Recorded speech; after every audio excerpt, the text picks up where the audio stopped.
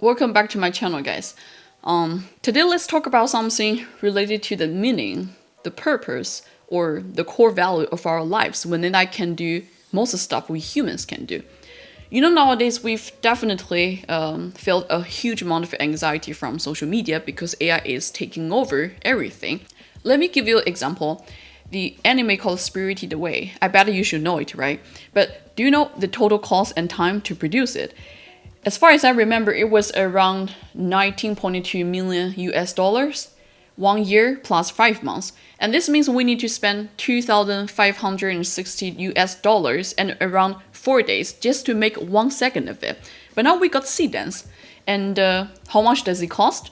If you just buy basic monthly subscription, it's only $20 plus a couple of seconds to write a prompt like Kihailo Ogino eating pizza with Haku, and we get a video just in a minute.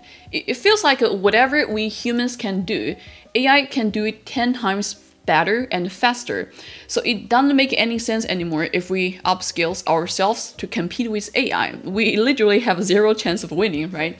And I totally understand when people say things like, all this AI news is killing me. Should I even bother finishing my data science degree? It seems AI has made us useless. And I think these questions really point to our, existential crisis. If AI is taking over, what's left for you? In fact, this question reminds me of what I saw on my recent trip to Tibet, and it's one of the places in the world I dreamed of traveling to.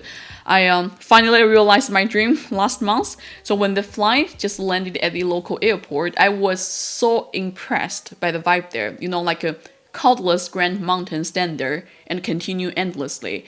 The very thin air that made my heart beat so fast, and particularly very, very religious local Tibetans. And these people are quite different from other Chinese, especially those living in big cities like Shanghai, Shenzhen, Beijing, whatever. You know what we really care about these days? What university we attend, what kind of jobs we're doing, when we're gonna get a promotion, etc., etc. And as a Chinese who survived the competition, I can really resonate to it. But I feel Tibetans don't really care about this at all. They simply survive. And besides their necessities, they have no desire to own anything in their life. I was told by the local taxi driver that lots of Tibetans simply cover their basic daily expenses and donate the rest of the money to the temples. Many of them certainly have never heard of AI. They find a purpose and a peace in their belief. I got lots of inspiration from it, and this makes me believe what AI can only replace is our property of being a tool. It cannot answer a question like who you are. We spend so much time getting a degree, but AI has made knowledge so accessible to everybody. We get a sense of value partly from work, like you're a data scientist, software engineer, whatever. But now most of your job can be automated by AI. So we are no longer a tool doing repetitive and standardized work. I think throughout thousands of years in our human history, perhaps right now it's the best time for us to look for what we truly want to do, if not for making a living. What the meaning of our life is, what calling you have. And I can still recall one day at the team gathering dinner at work, and I was asked by my colleagues what I truly want to do if I don't need to worry about making money. I told them without any hesitation that I would be a street singer. Like a singer using her voice to tell stories, to resonate with audiences, and perhaps also to make some kind of an impact on their life. Singing has been my favorite hobby since I was very, very young, but I didn't have lots of time and money to develop it because, Asian parents were like, be a doctor, be an engineer, and be realistic. I know we want to chase our dreams, living our dream lives, doing our dream jobs. But at the end of the day, we're still pulled back by reality. We must wait until we achieve financial freedom, until we retire, until we are old. And I think it's such a pity that we spend the most valuable part of our lives working for big corporations like a tool. I'm not saying it's a bad thing because there are for sure some people who like it, and I don't want to offend this kind of people. And I believe AI is a game changer in this equation. It frees our time, it releases from lots of boring tasks, so we can shift our attention and energy to things we are truly passionate about. And I understand maybe because of AI, we will still get more work to do, but it's gonna be work in a different form, work that's no longer repetitive, work that's gonna be more creative, innovative, like designing the system, decision making, etc. So I firmly believe we humans are more likely to find who we are when creating something. As a content creator, this also encourages me to gradually change what I want to share on this channel. If some of you already watched a couple of my previous videos, you know my focus was on teaching people how to use AI tools. But sometimes I'm also thinking AI landscape is evolving so fast, and every shorter period of time, there are some kind of new tools. So perhaps if I discuss how to use MCP in one video, and after a couple of months, this may be no longer relevant to us anymore, then why should my audience keep coming back to my channel? And if AI can let us live less like a tool, then why does it make sense for me to teach people how to use AI tools? So that's why I think content creators should come back to focus more on who we are instead of what tools I can use. Then here comes my second point. You know, nowadays most people already from the habit of using large language models daily.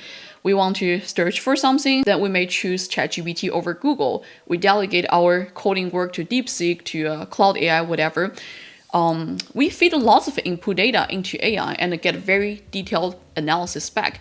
And sure, AI is very powerful and smart. But the thing is, AI only processes the world, but it's you who are experiencing the world. Your experience shapes your judgment. It gives you lots of stories to share. Then your stories make impact upon people. And because of your experience, you give this world meaning. And let me share my recent trip experience in China. I started my trip from a city called Kunming in Yunnan province.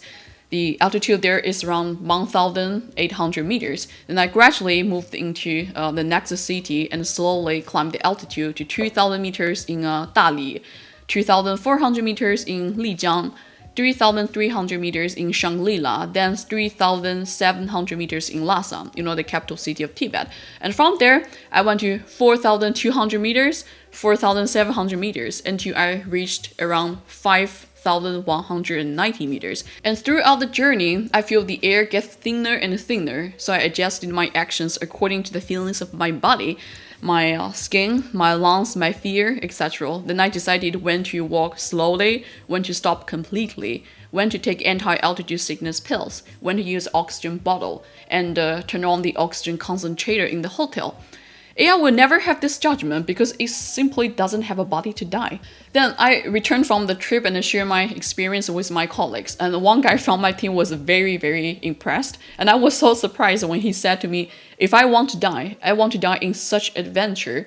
And he told me he's already thinking about when to travel to Yunnan and Tibet, either maybe after 3 years when his 2 kids grow older, or perhaps this or next year, so he will ask grandparents to take care of his kids. You know, to be honest, at that moment, I felt my personal value. I feel it's such a good thing to live in this world because I connect with people and people's lives become a bit different because of me. And I feel I added some value to this world and the world carries on because of the billions of people like you and me. Of course, I talk to AI from time to time, but there's nothing more rewarding than connecting with the real humans. When I share my stories with AI, I get very, very analytical feedback from it. It's like a reinterpretation of my stories, what makes sense and why. But when I share with real humans, I get emotional feedback, and I'm always resonated by their stories. That's the main difference.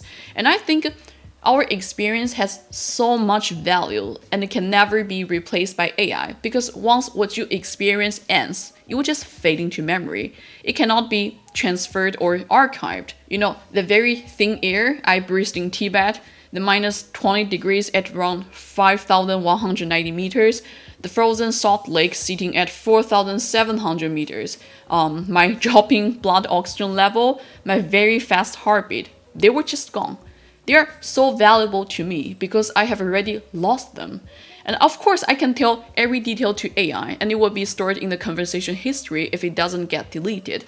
AI will never lose everything that feeds into it. It owes everything. But it's also because of that, it never owes anything. You know what I mean? My next point is that AI can only offer you a bunch of advice, but it's you who have the taste to judge which is good and which is not. You're the architect of your life, and you're the one taking initiative to design your life path to make decisions and to take responsibility. In fact, when you ask the question if AI is taking over what's left for me, I already know you won't be replaced by AI because AI doesn't have emotional at all. It never feels anxiety for why it exists. But humans will, because we live between the biggest certainty and uncertainty. We are very sure one day we will die, but not sure when it's going to happen. And this kind of death awareness kind of pushes us to look for the meaning of our lives. I think for all these reasons, we might be the first bunch of humans who truly live lives for ourselves. So that's for today. See you next time.